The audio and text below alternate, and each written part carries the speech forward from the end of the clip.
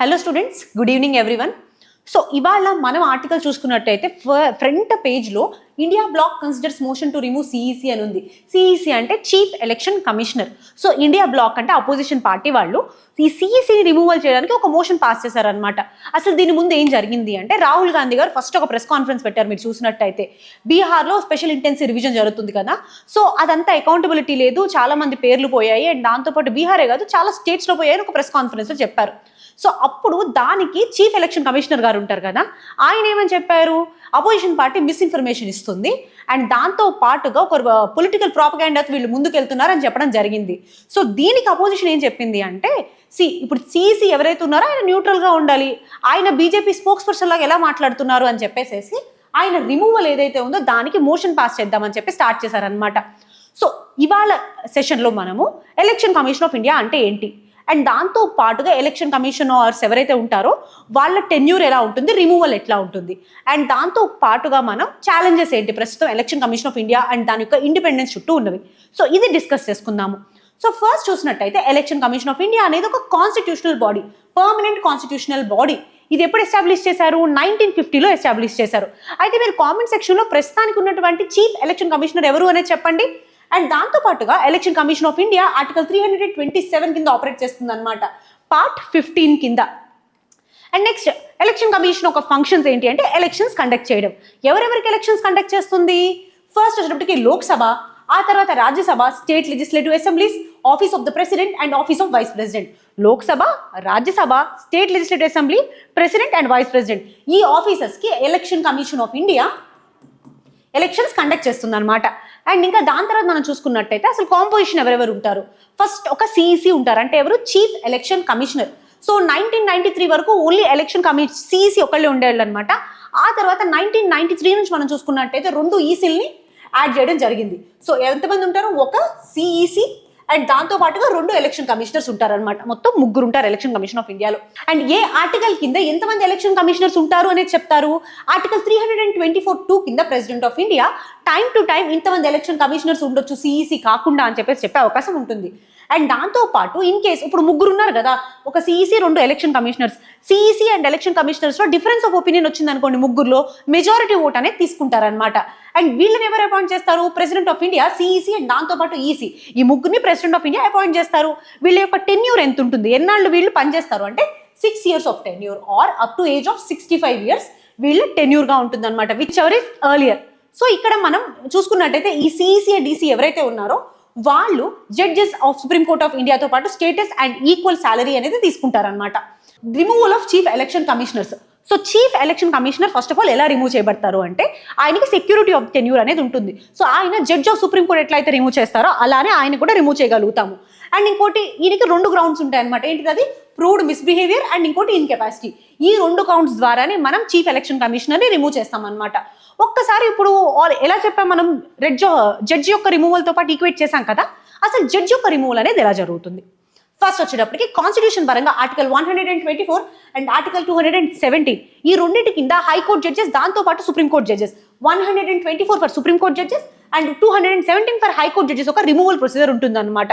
2 criteria ఉంటాయి, proved misbehaviour and incapacity. ఈ procedure ఎలా ఉంటుంది అంటే, ఈ జడ్జెస్ రిమూవ్ చేసేటటువంటి ప్రొసీజర్ జడ్జెస్ ఎంక్వైరీ యాక్ట్ కింద చెప్పడం జరిగింది, 1968 judges enquiry act.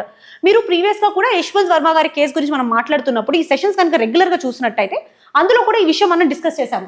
So motion అనేది first of all at least 50 members in Rajya Sabha లేదా 100 members ఇన్ లోక్సభ సైన్ చేయాల్సి ఉంటుంది. ఆ తర్వాత చైర్మన్ ఆఫ్ రాజ్యసభ కానివ్వండి, స్పీకర్ ఆఫ్ లోక్సభ కానివ్వండి, ఈ మోషన్ని యాక్సెప్ట్ చేయాలి.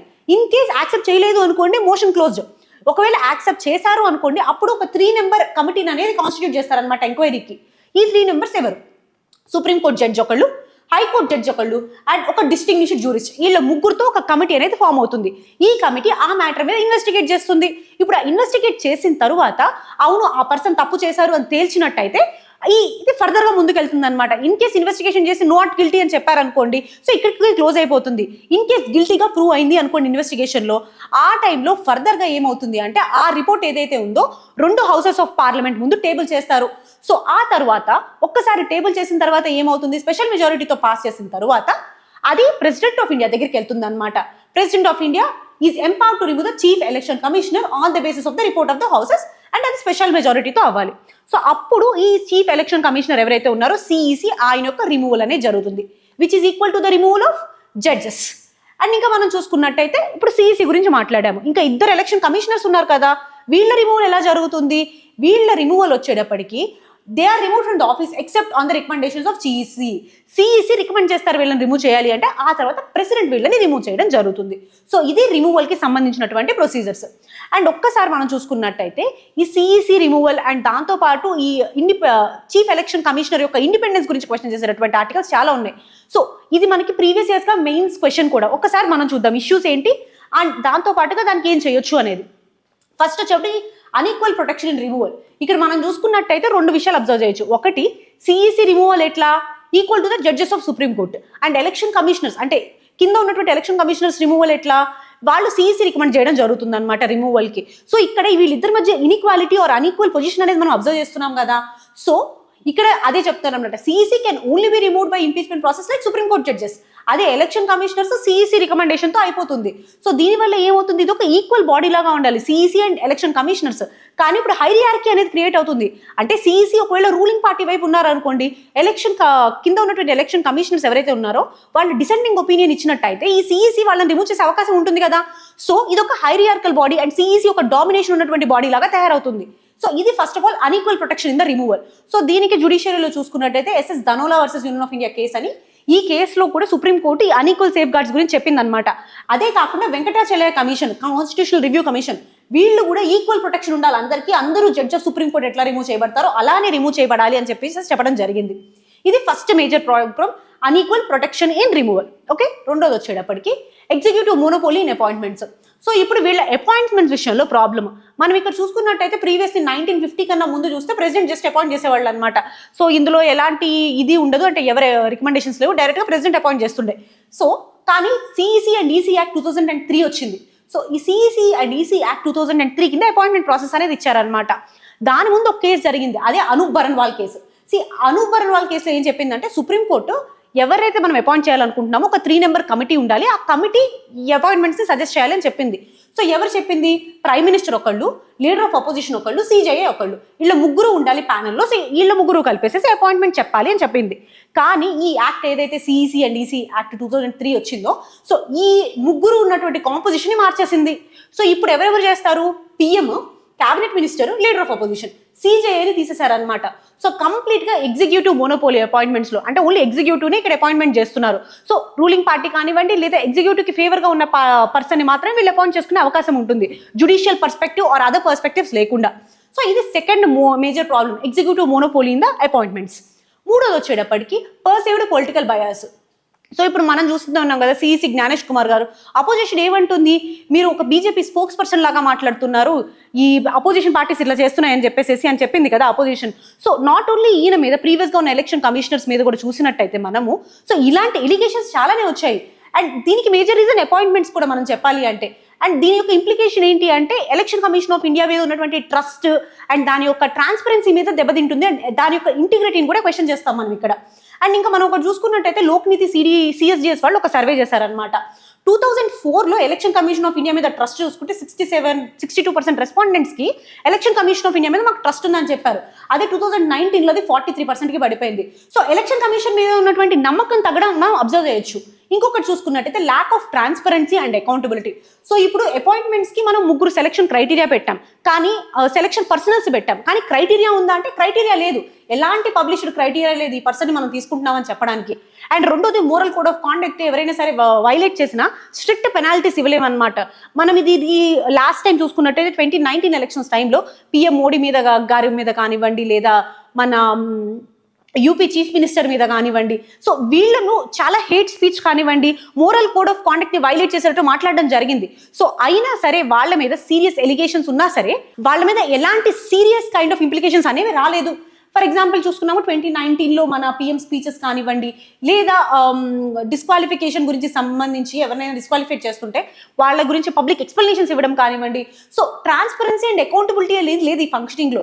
మనకి ఒక డేటా కూడా ఉంది, 2014 నుంచి 2024 వరకు చూసుకుంటే ఓవరాల్ 700 ఎంసీసీ కంప్లైంట్స్ వచ్చాయన్నమాట, అంటే మోరల్ కోడ్ ఆఫ్ కాండక్ట్ ని వైలేట్ చేసినట్టు. కానీ ఎన్నిటి మీద ఈ election commission of India act చేసింది తెలుసా, 20. స్ట్రిక్ట్ యాక్షన్ చూసుకుంటే 20, 700 ఎక్కడ, 20 ఎక్కడ. అండ్ దాంతోపాటు ఏడీఆర్ వాళ్ళ రిపోర్ట్ ఉందన్నమాట. 40% of sitting MPs or MLAs ఎవరైతే ఉన్నారో వాళ్ళ మీద క్రిమినల్ ఛార్జెస్ ఉన్నాయని చెప్పేసి. సో ఇలాంటి క్యాండిడేట్స్ మీద ఎలాంటి యాక్షన్ తీసుకోవడానికి ఎలక్షన్ కమిషన్ ఆఫ్ ఇండియాకి ఎలాంటి పవర్ లేదు. సో ఇది ట్రాన్స్పరెన్సీ అండ్ అకౌంటబిలిటీ ఇష్యూస్. ఇదే కాకుండా గ్లోబల్గా అంటే మన ఎలక్షన్ కమిషన్ ఆఫ్ ఇండియా ఇలా వర్క్ చేస్తుంది కదా, గ్లోబల్గా ఎలా ఉంది అని చూసుకుంటే ఫస్ట్ ఆఫ్ ఆల్ ఇండియాలో చూసుకుంటే అపాయింట్మెంట్ ఎవరు చేస్తారు? సిఈసి యాక్ట్ ఉంది కదా, సో 3 కమిటీ అని చెప్పుకున్నాం కదా, ఇది ఇండియాలో. అండ్ అదే సౌత్ ఆఫ్రికాలో చూసుకుంటే పార్లమెంట్ చేస్తుంది అనమాట. మల్టీ పార్టీస్ ఒక వెట్టింగ్ చేసి సౌత్ ఆఫ్రికాలో ఇలా ఎలక్ట్ చేసుకుంటారు వాళ్ళ యొక్క సిఈసిని. అండ్ దాంతోపాటు యూకేలో స్పీకర్ ఒక కమిటీని ఫామ్ చేస్తారు, సో వాళ్ళు చేస్తారు. యూఎస్లో చూసుకుంటే సెనెట్ అప్రూవల్ ఉంటేనే సిఈసిని అపాయింట్మెంట్ చేయడం కుదురుతుంది అనమాట. సో అక్కడ ఉన్నటువంటి అందరి యొక్క ఒపీనియన్ అనేది తీసుకుంటారు. అదే రిమూవల్లో చూసుకున్నట్టయితే మనకి ఇండియాలో only chief election commissioner is protected from impeachment. అదే సౌత్ ఆఫ్రికాలో అందరి సిఈసీఏ కాదు, కింద ఉన్నటువంటి ఈసీసీ కూడా ఈక్వల్ ప్రొటెక్షన్ ఉంటుంది. అండ్ దాంతోపాటు యూకేలో చూసుకుంటే ఇండిపెండెంట్గా ఒక్కొక్క ఏ చీఫ్ ఎలక్షన్ కమిషనర్ తప్పు చేశారనుకోండి ఆయన మీద రివ్యూ, ఎలక్షన్ కమిషనర్ తప్పు చేస్తే ఆయన మీద రివ్యూ. సో ఇండిపెండెంట్గా ఈ పార్లమెంటరీ రివ్యూ అనేది చేస్తారనమాట. అండ్ ఇక్కడ యూఎస్లో కూడా equal tenure and removal grounds అందరికీ. సో ఇది డిఫరెంట్ కంట్రీస్లో ఉన్నటువంటి కంపారిజన్స్. ఒక్కసారి రిఫార్మ్స్ చూద్దాం, ఏమేమి రిఫార్మ్స్ తీసుకురావచ్చు అనేది. First of all collegium system for appointment. ఇందాక మనం ఏ కేసులో చెప్పాం, అనూప్ బరన్ వాళ్ళ కేసులో సిజేఐ కూడా మెంబర్గా ఉండాలి అని చెప్పాం. సో దట్ జ్యుడిషియల్ ఇంటర్ప్రిటేషన్ అనేది ఉంటుంది అని చెప్పేసి. సో కొలీజియం సిస్టమ్ అనేది ఉండాలి అపాయింట్మెంట్కి. అండ్ దాంతోపాటు అందరి ఎలక్షన్ కమిషనర్స్ ఉన్నారు కదా ఈసీస్, వాళ్ళందరికీ ఈక్వల్ ప్రొటెక్షన్ అనేది ఉండాలి. సో దట్ ఆర్టికల్ 327 అమెండ్ చేయడం వల్ల ఈ బ్యాలెన్స్ ఆఫ్ పవర్స్ అనేది తీసుకురాగలుగుతాము. అండ్ తర్వాత వచ్చేటప్పటికి ఇండిపెండెంట్ సెక్రటేరియట్ ఉండాలి. క్యాగ్కి ఎలా అయితే సెక్రటేరియట్ ఉంటుందో దాని సొంతంగా ఏఈసీకి కూడా దాని యొక్క సెక్రటేరియట్ ఉండాలి, దానికి ఒక ఫినాన్సెస్ ఉండాలి, దానికి ఒక మెంబర్స్ ఉండాలి. అంటే వాళ్ళ హ్యూమన్ రిసోర్సెస్ వాళ్ళకే ఉండాలి, వేరే వాళ్ళ మీద డిపెండ్ అవ్వకుండా. అండ్ 4వ వచ్చేటప్పటికి ఫినాన్షియల్ అటానమీ. బడ్జెట్ అనేది charged expenditure from consolidated fund of India నుంచి రావాలి. సో దట్ ప్రతిసారి ఓట్ చేసే అవసరం ఉండదు. సో దాని యొక్క ఇండిపెండెన్స్ కాపాడగలుగుతాము. ఇంకోటి వచ్చేటప్పటికి transparent functioning. So MCC violations ఉన్నాయి కదా, సో దాని గైడ్ లైన్స్ కానివ్వండి, దాని డెసిషన్స్ కానివ్వండి, ఏవైతే ఉన్నాయో అవన్నీ ట్రాన్స్పరెంట్గా బయటికి చెప్పాలి. ఇంకా code of conduct for commissioners. So పబ్లిక్గా వచ్చేసేసి ఇలాంటి పార్టీషన్ రిమార్క్స్ చేయకుండా ఈ కమిషనర్స్ ఎవరైతే ఉంటారో వాళ్ళకి ఒక కోడ్ ఆఫ్ కాండక్ట్ అనేది ఉండాలి. సో న్యూట్రల్గా ఉండడానికి. ఒక్కసారి మనం కంక్లూడ్ చేసుకుంటే ఇండిపెండెన్స్ ఆఫ్ ఎలక్షన్ కమిషన్ అనేది ఎస్పెషల్లీ సిఈసి ఇండియా యొక్క డెమోక్రసీని ముందుకు తీసుకెళ్ళడానికి one of the vital and most important thing. So దాని చుట్టూ ఎన్ని ఇష్యూస్ ఉన్నా సరే ఈ డెమోక్రసీని కాపాడాలి అంటే CEC and election commission of India యొక్క ఇండిపెండెన్స్ అనేది మస్ట్ అండ్ వైటల్ కండిషన్ అనమాట. Thank you so much for hearing. ఒక్కసారి మనం చూసుకున్నట్టయితే డైలీ హిందూ న్యూస్ అనాలిసిస్ అనేది చేస్తున్నాం అనమాట. ఇందులో దాదాపు 3 క్వశ్చన్స్కి మెయిన్స్ లెవెల్లో మనం అనాలిసిస్ అండ్ ఎక్స్ప్లెనేషన్ ఇస్తున్నాము. సో ఇవాళ చూసుకున్నట్టయితే టోల్ కలెక్షన్ ప్రాక్టీసెస్ అని చెప్పేసి అండ్ పబ్లిక్ అకౌంట్స్ కమిటీ ఉంది రోల్ అందులో. సో పబ్లిక్ అకౌంట్ కమిటీ యొక్క సిగ్నిఫికెన్స్, దాంతోపాటు దాని యొక్క ఛాలెంజెస్, అండ్ ఇదే కాకుండా గ్లోబల్ హంగర్ గురించి. సో ఇక్కడ హంగర్ ఒక స్టాటిస్టిక్స్ ఆర్టికల్లో ఇచ్చింది, దాంతోపాటు ఇండియా ఎలా తగ్గించింది ఈ హంగర్ని ఈ ఆర్టికల్లో చెప్పినవి, అండ్ దాంతోపాటు మన వాల్యూ ఎడిషన్. సో ఇవన్నీ చేయడం జరుగుతుంది. సో మీరు ఒకసారి ఈ హిందూ న్యూస్ అనాలిసిస్ కూడా చూడండి. And every weekend on Saturday prelims కోసం అని చెప్పి ఓన్లీ స్పెసిఫిక్గా టార్గెట్ 100 అనే సిరీస్తో వచ్చాము. సో అది కూడా చెక్ చేయండి. Thank you so much for being with us.